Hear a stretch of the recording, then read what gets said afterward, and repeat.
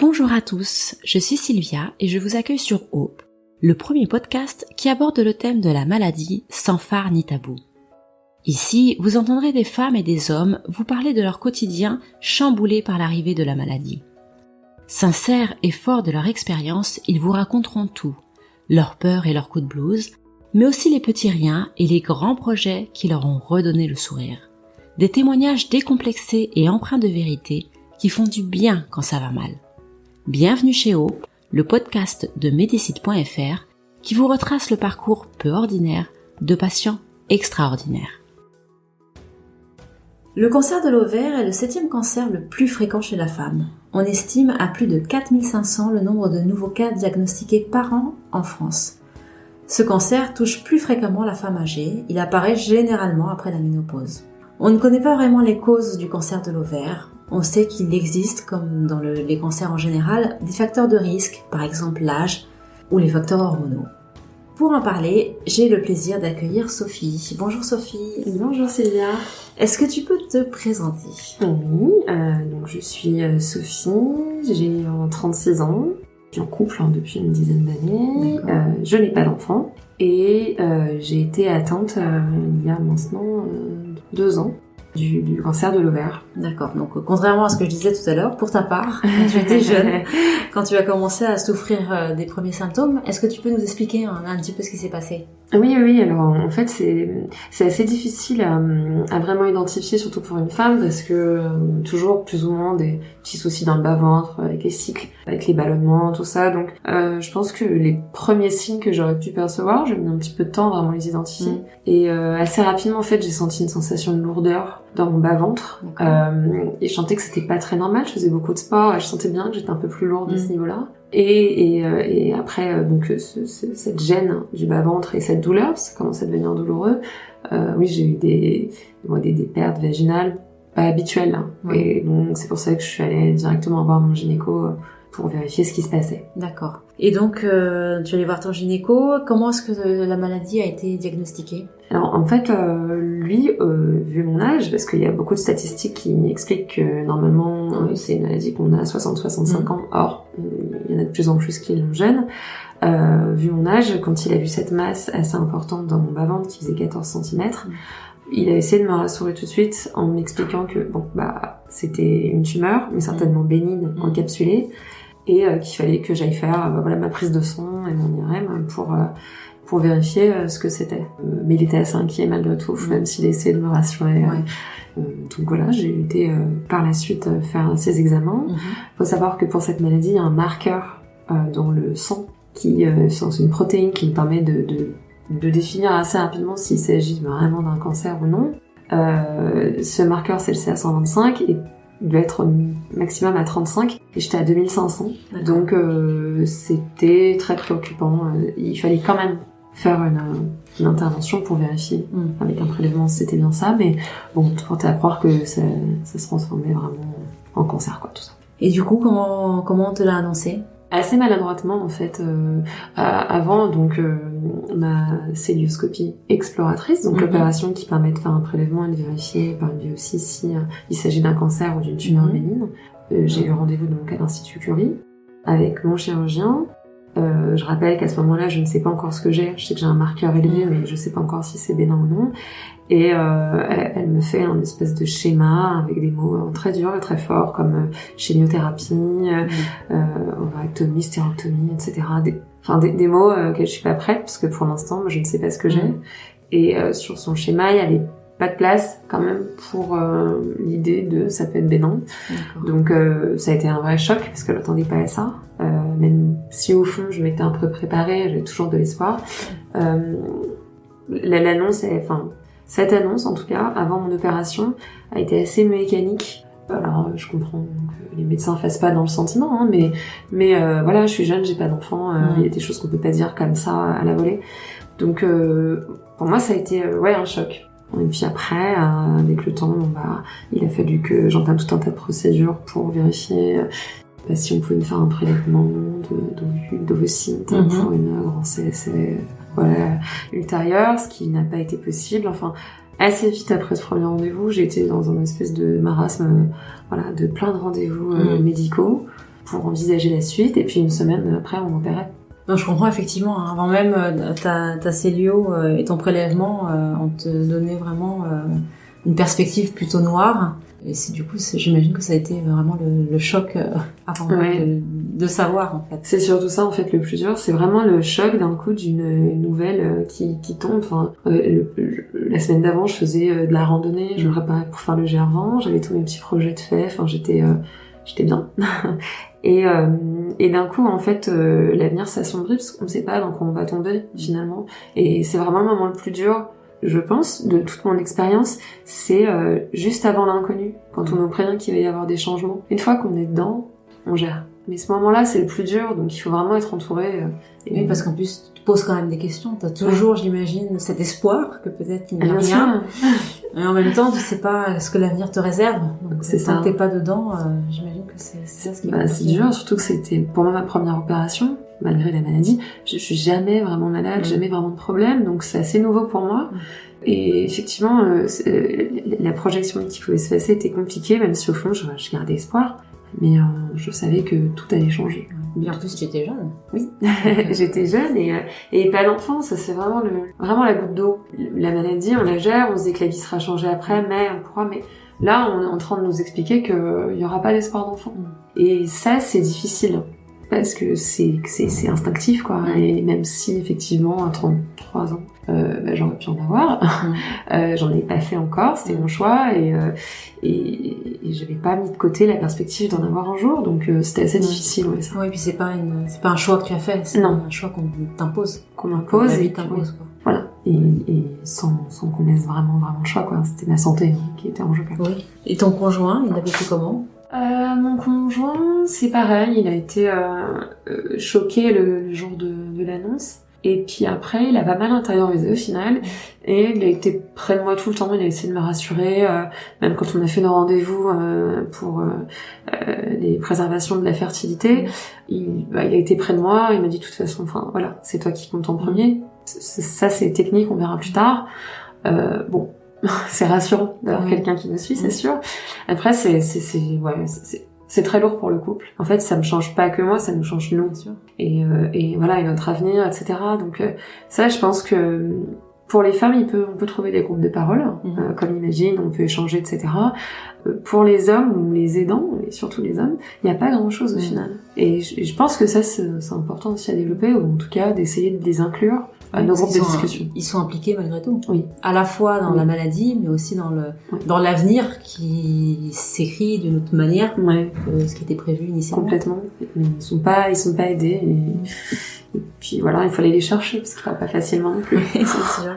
Du coup, dans ton quotidien, quels sont les impacts que cela a eu? Alors, dans mon quotidien, du coup, le premier mois, entre mon rendez-vous chez le gynécologue et puis finalement ma deuxième séance de chimiothérapie, j'ai pas travaillé. J'avais beaucoup trop de rendez-vous.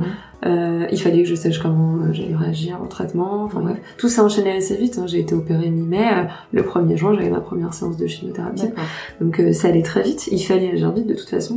Donc voilà. Et alors, l'impact dans ma vie, c'est une espèce de rituel quotidien, en fait, une routine qui s'installe avec tout un tas de choses qu'on nous distribue, comme information. Il faut prendre certains médicaments à l'essence de chimio, il faut se mettre du vernis sur les ongles au silicium pour pas les perdre. Il faut faire des bains de bouche régulièrement, 3 fois par jour pour les aftes. Enfin bref, tout un tas de choses. Il faut se mettre de la crème tout le temps sur la peau. Enfin, tout un tas de choses qui sont liées aux effets secondaires finalement de la chimiothérapie qu'on doit mettre en place assez rapidement, et changer toutes nos habitudes, qu'elles soient alimentaires aussi. Clairement, pendant les traitements, je n'ai pas du tout la même alimentation que j'ai au quotidien. Je me suis interdit beaucoup d'aliments de ce que j'avais lu, etc. pour essayer de favoriser au mieux les effets de mes traitements. Donc j'ai changé tout un tas de choses comme ça. Mais assez rapidement, donc au bout de ma deuxième séance de chimiothérapie en Dijon, j'ai voulu reprendre le travail. D'accord. Ça pour moi c'était important. Je ne voulais pas changer toutes mes habitudes.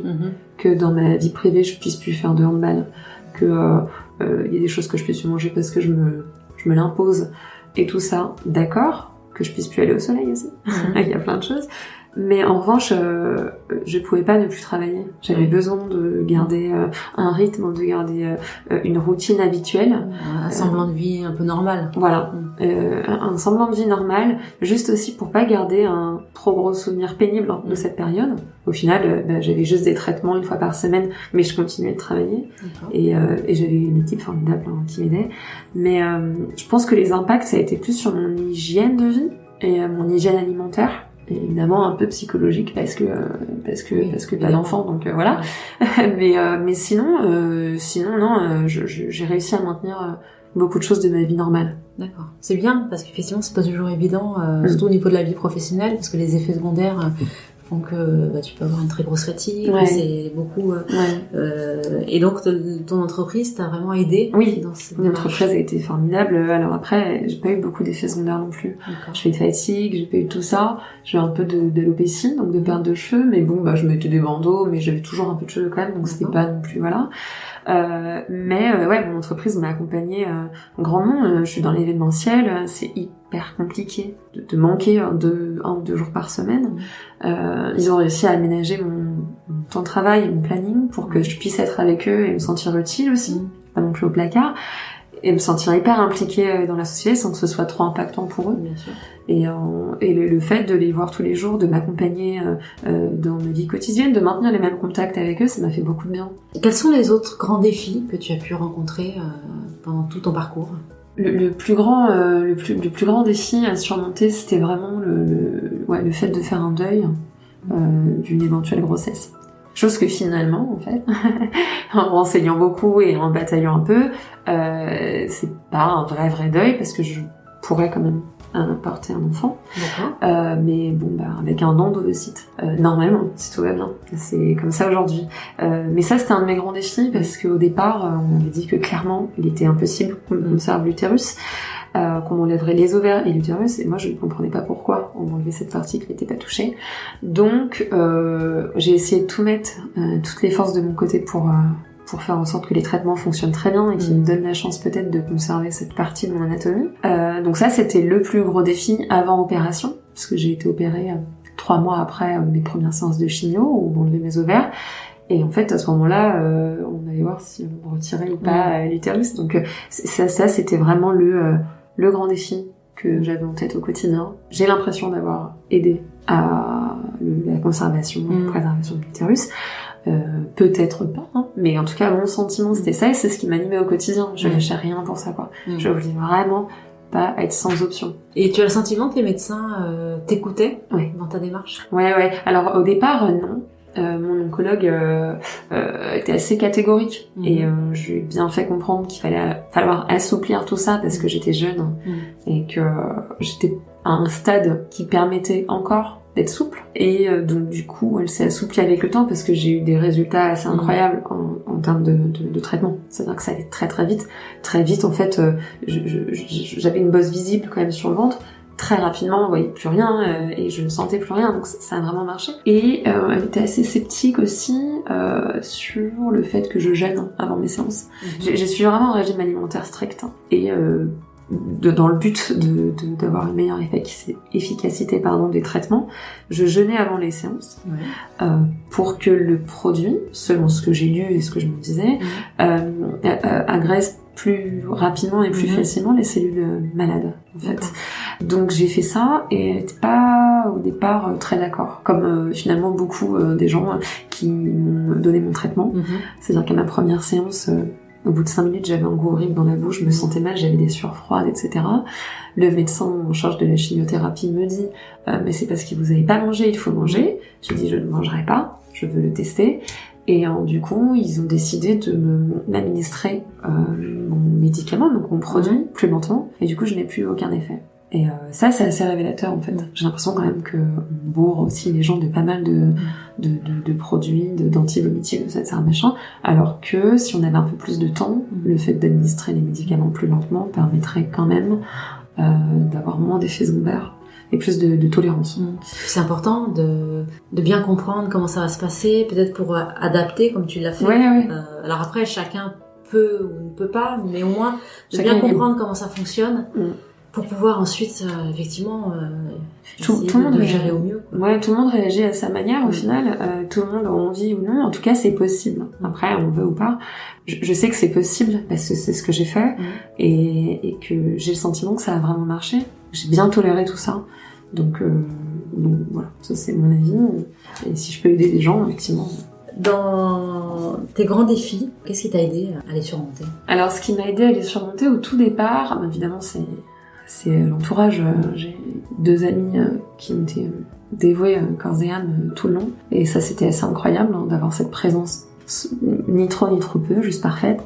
Donc ça, c'est super. Après, assez rapidement, on a envie de trouver des témoignages et des parcours similaires aux siens. On a envie d'échanger avec des gens qui vivent ce qu'on vit ou qui ont vécu ce qu'on vit pour donner un retour d'expérience, essayer de se rendre compte s'il y a des choses qui sont normales ou non. Parce qu'on est au courant de rien, on est un peu dans l'inconnu et des petites choses sont peut-être normales et puis on se dit bah non, je sais pas, c'est comme quand on a son premier enfant et qu'on n'a pas de référence, on se dit mais c'est normal qu'il soit bleu, enfin bref, peu importe. En tout cas, on a besoin de soutien et c'est pas évident en fait de trouver des témoignages, surtout sur cette pathologie. J'imagine que c'était d'autant plus compliqué que, comme on l'a dit tout à l'heure, en général, c'est une maladie qui touche des personnes de 60 ans et plus. Donc là, tu te retrouves à trentaine d'années. Trouver des témoignages de personnes qui ont ton âge, qui ont eu les mêmes problèmes que toi, j'imagine que ça ne doit pas être évident. Ouais, c'est un peu compliqué de trouver, en fait. Déjà, pour être tout à fait honnête, je ne savais même pas que ça existait, le cancer de l'ovaire, avant de l'avoir. Bien que dans ma famille, j'ai eu des cas de cancer, etc., mais l'ovaire, je ne savais pas. Donc déjà, trouver des personnes qui sont dans mon cas, c'est assez compliqué. Alors il existe des blogs, il existe il y a des comptes Instagram, des choses comme ça, etc. Ça reste assez virtuel finalement, on lit des choses, ok. Ce qui est important en fait, c'est de rencontrer des gens, de pouvoir parler avec eux, de pouvoir échanger autour de ça, parce qu'en fait au moins ils ont aussi notre retour d'expérience, on s'entraide, on sait ce qui est normal, pas normal, ce qui va passer, et du coup je suis tombée sur l'association Imagine, qui est une très bonne association spécialisée dans les cancers gynécologiques. Donc gynécologique, ça exclut le cancer du sang. Alors j'ai rien contre le cancer du sang, bien au contraire, surtout en ce moment avec Octobre Rose, etc. Malheureusement, en fait, pour moi, ça prenait le pas sur toutes les conversations que je voulais avoir avec les gens, parce que je n'étais pas concernée par cette pathologie. Je voulais vraiment savoir ce qui se passait après qu'on enlève les ovaires à une femme. Ouais. Enfin, je veux dire, c'était vraiment important pour moi. Est-ce qu'on devient vieille plus vite? Est-ce que, enfin, il y a tout un tas de choses, hormonalement, le trouble et tout un tas de choses que moi, en tant que jeune femme, j'avais besoin de savoir. Donc au sein de cette association, Imagine, j'ai été amenée en fait à rencontrer des personnes de tous les horizons, différents âges, milieux, etc. Mais avec le point commun qu'on tous été atteintes d'un cancer gynécologique, donc que ce soit utérus, col de l'utérus, ovaire, en tout cas des choses dont on parle pas souvent et qui nous concernent toutes.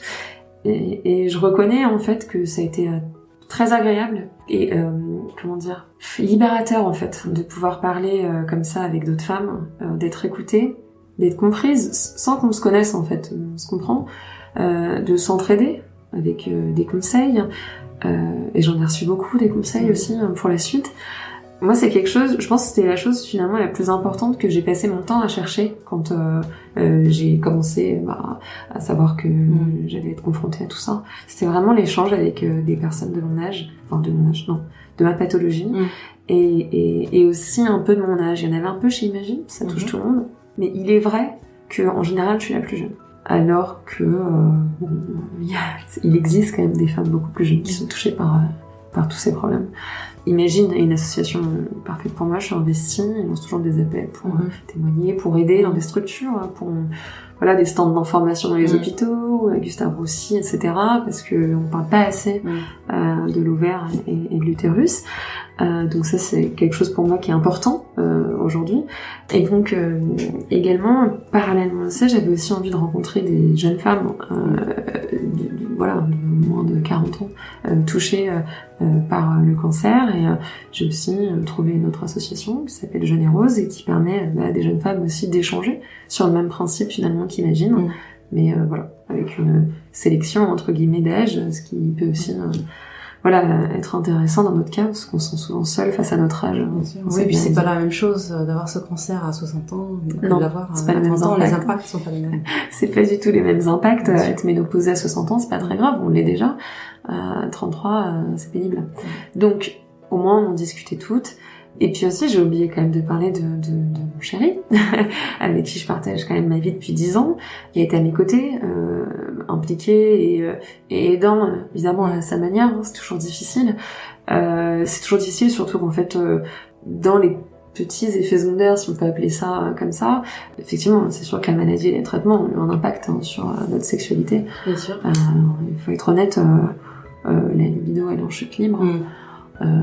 Après, mécaniquement, je veux dire, maintenant qu'on m'a enlevé les petits ovaires, je le dis, on est un petit peu asséché, et mécaniquement, c'est aussi difficile et compliqué quand même d'avoir des rapports. Et ça, j'en ai parlé avec des jeunes femmes aussi, qui sont complètement d'accord avec moi, et je trouvais ça hyper important d'échanger avec elles là-dessus pour me rassurer, et me dire, est-ce que ça y est, je deviens asexuée, quoi. Et non, c'est pas le cas, ça revient, c'est momentané, c'est logique aussi, je pense.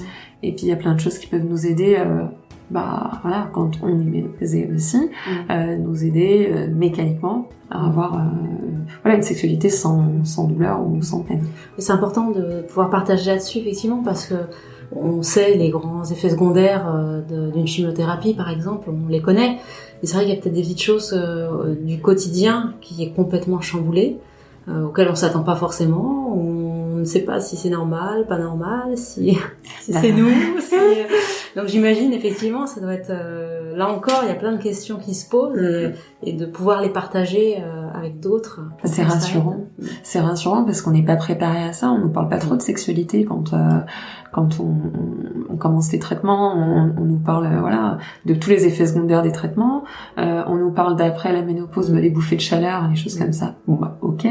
On nous parle pas forcément du fait que pendant quelques mois, on va mettre notre vie sexuelle de côté parce qu'on n'en aura pas envie, et que certainement après, qui va se passer, c'est-à-dire mon ovarectomie, ça risque de pas non plus redevenir foufou.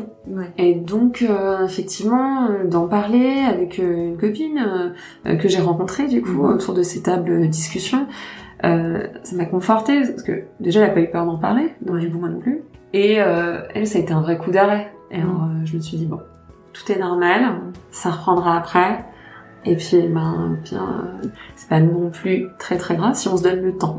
Mais il faut juste que tout le monde le comprenne. Et ça, je pense que c'est important en fait que les conjoints assistent aussi à ce genre de discussion pour qu'ils comprennent. Oui, parce qu'eux aussi ils sont impactés, comme on le disait tout à l'heure. C'est pas eux qui ont la maladie, c'est sûr, mais la vie de couple, la vie, les projets, tout ça, ça les impacte aussi fortement. Ils sont impactés. Ils sont impactés. Mais comme ils s'intéressent moins au sujet que nous, parce que nous on creuse au niveau des informations, eux le font pas, ils comprennent pas tout. Donc en fait, j'encourage vivement, si c'est possible, que les conjoints ou conjointes accompagnent les malades dans ce genre de moments de discussion et d'échange pour comprendre finalement qu'il y a une normalité malgré tout. Toi, tu en es où aujourd'hui par rapport à ce cancer? Normalement, tout va bien. En fait, en 6 mois, tout était fini. C'est-à-dire qu'en 6 mois, j'ai eu toutes mes séances de chimio, j'en ai eu 18, et j'ai eu mon opération qui m'opposait, quoi. Et donc, du coup, en 6 mois, c'était terminé. Donc, déjà, je trouvais que ça a été rapide. En tout cas, c'est mon avis. Je me voyais me lancer dans un truc hyper long. 6 mois, je trouvais ça, rapide. Et puis, du coup, maintenant, j'ai un suivi où je vois mon oncologue en alternance avec mon chirurgien tous les 6 mois. Je fais un scanner par an, des petites prises de sang pour checker. Et parallèlement, je vais aussi voir mon gynéco en plus, entre-temps, pour être sûr que tout va bien.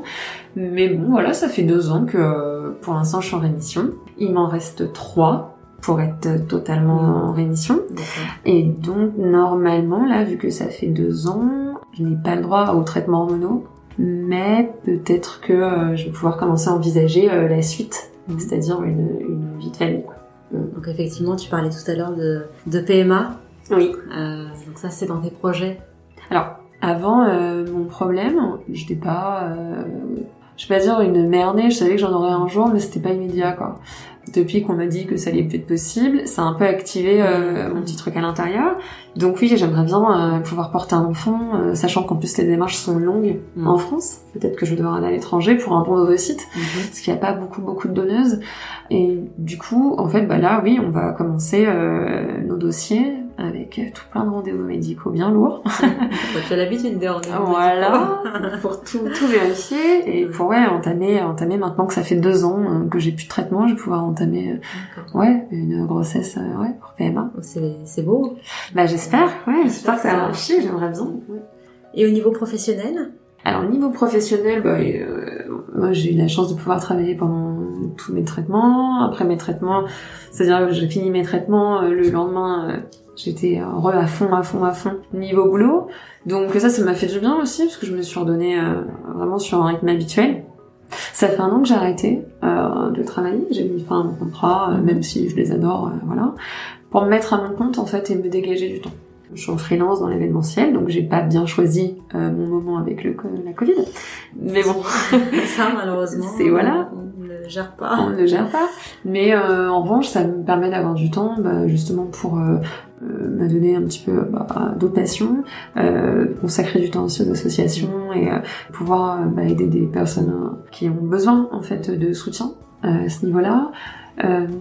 Et puis me consacrer aussi à mes projets personnels et à mon désir de maternité, quoi. Donc c'est important de faire une pause. Je l'ai pas faite pendant mes traitements, mais maintenant je veux bien la faire. Je veux bien avoir du temps pour réfléchir parce que c'est derrière moi et que voilà. Oui, et puis j'imagine que ça t'a changé. Ça a changé des priorités, ça a changé beaucoup de choses. Sur ta vision de la vie, donc peut-être que c'est le moment de se poser, de se dire maintenant que tout ça est derrière moi. Ça recentre un petit peu tout. C'est sûr que ça revoit les priorités. Ça m'a surtout aussi donné très bizarrement beaucoup de confiance. Avant, j'en avais quand même un peu moins. J'étais moins sûre de moi, mais en fait maintenant j'ai affronté cette chose et en fait avec un mental franchement d'acier, honnêtement, je sais pas si je pourrais le refaire aujourd'hui carrément. Ça m'a donné beaucoup de confiance en me disant il y a des choses que je peux faire, si je veux vraiment je peux le faire. Et donc du coup me mettre à mon compte, avoir envie d'avoir un enfant, etc. C'est des choses, je pense, que j'aurais peut-être pas vraiment fait avant. Je suis pas sûre, en tout cas plus tard. Ça m'aurait pris plus de temps. Je me sens bien en fait maintenant. Oui, c'est vrai que tu étais courageuse pour vaincre la maladie et du coup c'est ce qui aide aussi à aider à avancer. Qu'est-ce que tu dirais justement à la Sophie d'avant la maladie? Qu'est-ce que je dirais à la Sophie d'avant la maladie? Je dirais prends le temps. Prends le temps là profite parce que ce qui va t'arriver c'est pas hyper drôle. Et attends pas 2-3 semaines quand tu vois que ça va pas pour aller chez le gynéco. Bien que j'ai eu un suivi incroyable, j'y vais régulièrement chez mon gynécologue, franchement. Mais si tu sens un truc, écoute-toi plus. Écoute-toi plus et prends le temps. Je dirais ça à la Sophie d'avant. Quels sont les conseils que tu pourrais donner à quelqu'un qui vit la maladie, qui vient d'apprendre qu'il est malade? Ouais, mais je dirais de pas lâcher. De pas lâcher, il va y avoir un bouleversement dans la vie. De toute façon, la vie, c'est fait de bouleversements. Donc, il va y avoir un bouleversement, il faut s'accrocher, il faut parler. Se renfermer, ça aide pas, parce qu'on pense négatif. On voit que du noir, du sombre. Il faut discuter avec des gens qui partagent ou non notre maladie, mais en tout cas, extérioriser, se libérer de plein de choses et prendre le positif. Il y a toujours du positif dans ce qu'on vit, même dans la maladie. Il y a toujours du positif, on apprend sur nous, on prend une meilleure hygiène de vie, on s'écoute. En fait, c'est vraiment un moment où on est centré sur soi et je pense que c'est quelque chose d'important. Donc, c'est imposé, certes, mais prendre le temps et prendre soin de soi. Vraiment prendre soin de soi. C'est vraiment le moment. Tout à l'heure, tu parlais du GR20. Tu as repris le sport? Oui. oui, j'ai repris le sport. Alors, j'avais pas totalement arrêté non plus pendant mes traitements. Je continuais un peu à courir, des choses comme ça. Alors, c'était pas non plus extraordinaire parce que en plus, j'avais une petite opération, tout ça, donc voilà. Mais je continuais quand même à essayer de faire du sport, surtout que c'est un facteur en fait aidant dans les rémissions. Donc faire du sport, c'est bon, c'est même bon pour le mental, c'est bon pour tout, c'est bon pour la maladie, c'est bon pour s'en remettre. Donc j'ai continué à en faire un peu, mais là j'ai repris vraiment mieux. Oui, le handball, bien sûr, oui, c'est important pour moi. C'est le sport collectif, les copines, retrouver quand même ma vie d'avant, mais différemment. Quand même. Ça, j'en fais toujours. Mais voilà, c'est plus ma priorité non plus, il y a d'autres priorités. Merci beaucoup pour ton témoignage. De rien. Bon courage pour la suite. Merci beaucoup. Et puis surtout pour tes beaux projets de bébé. J'espère que ça va marcher. Ouais, et n'hésite pas à nous tenir informés. Bien sûr. À nous raconter la suite. Ouais, merci de m'avoir reçu. Merci beaucoup. Merci.